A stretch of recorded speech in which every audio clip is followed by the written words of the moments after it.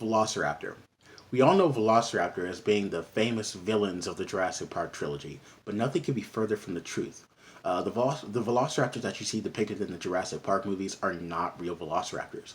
This is the real Velociraptor. This is the replica skull or the holotype specimen of Velociraptor mongolianensis, and this comes from the Dajikata Formation of Inner Mongolia. And this is the replica skull, the holotype replica skull of Velociraptor. You can see that it has these recurving teeth in its mouth. And recurving teeth is a great adaptation for catching prey. There are other animals that live today, such as monitor lizards and such as the Komodo dragon living today, that have recurved teeth. And that is a great adaptation for catching on the prey. So it would have been easier for an animal to get into the jaws of these animals, to get into the jaw of Velociraptor, or the mouth of Velociraptor rather, but it would have been very hard for animals to get out of the jaws of Velociraptor because it would have had those recurving teeth that would have essentially held the animal back into its mouth, and for the animal not to escape easily from the mouth of Velociraptor. And this is the skull here. It has a relatively large eye socket. It also had a relatively small nares, but it would have smelled very well. It would have had its senses here. The eyes would have been great for looking and would have been easier to catch prey. But this is just the skull of Velociraptor. We all know Velociraptor as having that killing claw that you see in the Jurassic Park movie, and it's portrayed in other types of movies and documentaries. This is the foot of Velociraptor as well.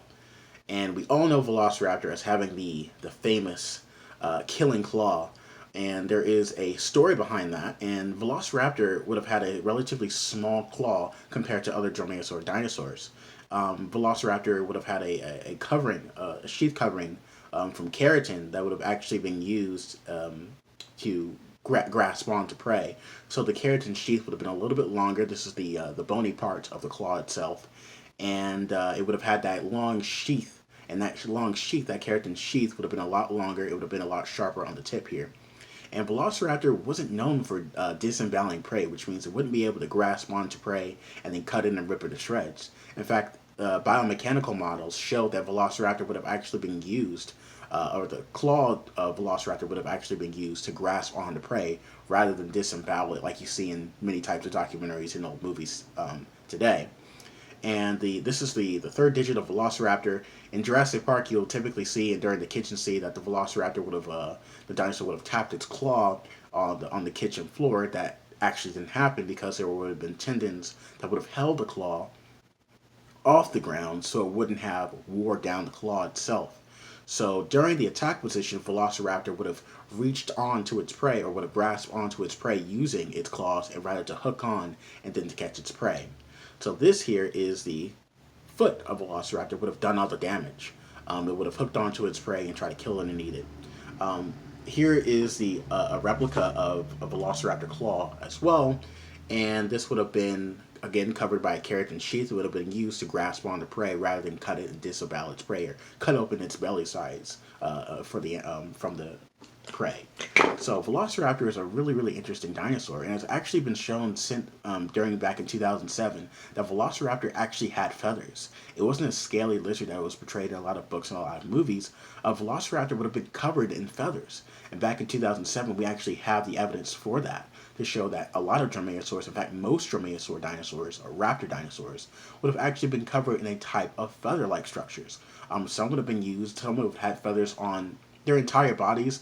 We know that Velociraptor would have had feathers because on the arm bones of some of these animals on Velociraptor, there are things called quill knobs, and those quill knobs are the attachment points to feathers. So we know that Velociraptor and animals related to Velociraptor and the Dromaeosaur family would have had feathers on its body.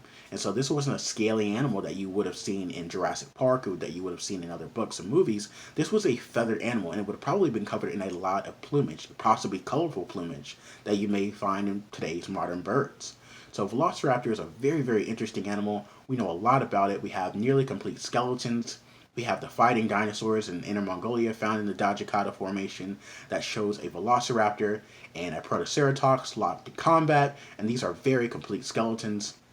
And this happened when a large sand dune fell on top of these animals and buried them alive, and we have their fossils locked in combat, where the Velociraptor's foot is actually in the belly cavity of Protoceratops. So we think that these animals were probably fighting, and then the sand dune collapsed and buried them over 70 million years during the Cretaceous period. And so we have a lot of information of Velociraptor. We have skeletons, we have nearly complete skeletons, and we have the killing claws to better understand what these animals would have looked like and what if they actually would have behaved over 70 million years